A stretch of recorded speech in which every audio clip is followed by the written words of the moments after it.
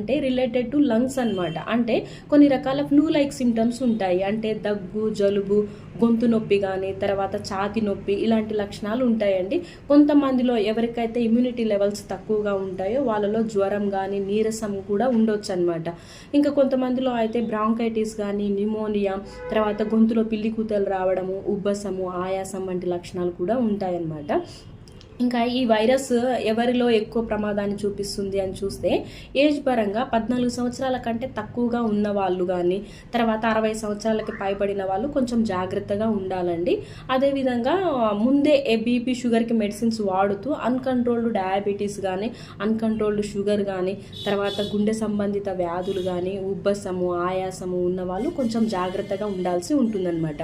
ఈ వైరస్ ఒకరి నుంచి ఒకరికి ఏ విధంగా సోకుతుంది అని చూస్తే సేమ్ కోవిడ్ లాగానే ఇది కూడా ఒకరి నుంచి ఒకరికి సోకే ఛాన్సెస్ ఉంటాయండి. అంటే డ్రాప్లెట్స్ ద్వారా, తుంపర్లు అంటారనమాట. అంటే ఈ వైరస్ తోటి ఎఫెక్టెడ్ అయిన పర్సన్ మనల్ని డైరెక్ట్ కాంటాక్ట్ అయినప్పుడు కానీ, లేకపోతే వారి నుంచి వచ్చేటటువంటి తుంపర్లు ఏవైతే ఉన్నప్పుడు, మాట్లాడినప్పుడు కానీ, తుమ్మినప్పుడు, దగ్గినప్పుడు ఏవైతే తుంపర్లు వస్తాయో అవి వాటి ద్వారా ఒకరి నుంచి ఒకరికి స్ప్రెడ్ అయ్యే ఛాన్సెస్ ఉంటాయన్నమాట.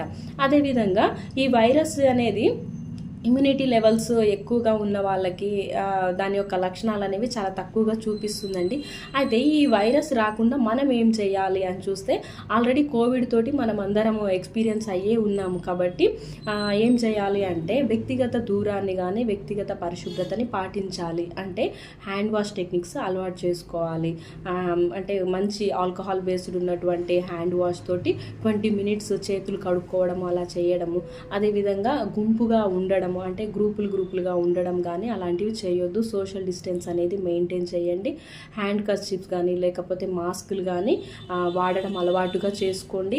అవి కూడా లేకపోతే తగ్గినప్పుడు, తుమ్మినప్పుడు చేతులు అడ్డు పెట్టుకోవడం, ఆ తర్వాత హ్యాండ్ వాష్ చేయడం అనేది అలవాటుగా చేసుకోండి. అదేవిధంగా ఏవైతే ఆహార పదార్థాలు ఉంటాయో, ఇమ్యూనిటీని పెంచేటటువంటి ఆహార పదార్థాలు కానీ, లేకపోతే మీ లైఫ్ స్టైల్ కూడా కొంచెం చేంజ్ చేసుకోండి. అదేవిధంగా ప్రాణాయామం చేయడం, మెడిటేషన్ చేయడం లాంటివి కూడా చేస్తూ ఉండాలన్నమాట. ముఖ్యంగా ఏంటి అంటే ఈ వైరస్ గురించి భయపడొద్దు. బేసిక్గా ఏంటి అంటే ఎప్పుడైతే మనం భయపడతామో మన శరీరంలో కార్టిసాల్స్ లెవెల్స్ అనేవి ఎక్కువ అవుతాయి అన్నమాట. సో దానివల్ల ఏమవుతుంది అంటే ఇమ్యూనిటీ పవర్ అనేది తగ్గిపోతుంది. సో దానివల్ల ఏంటంటే చిన్న వైరస్ను కూడా మనం తట్టుకునే శక్తిని కోల్పోతామన్నమాట. కాబట్టి న్యూస్లో కానీ, లేకపోతే సోషల్ మీడియాలో వచ్చేటటువంటి వార్తల్ని కానీ విని సీరియస్గా తీసుకొని ముందుగానే భయపడొద్దు అనమాట. సో మీరు రోగనిరోధక శక్తిని పెంచుకోండి, ఆరోగ్యంగా ఉండండి. ఎలాంటి వైరస్నైనా తట్టుకునే కెపాసిటీ మీకు ఖచ్చితంగా ఉంటుంది. మరిన్ని ఆయుర్వేద అప్డేట్స్ కోసం please subscribe my channel. Thank you.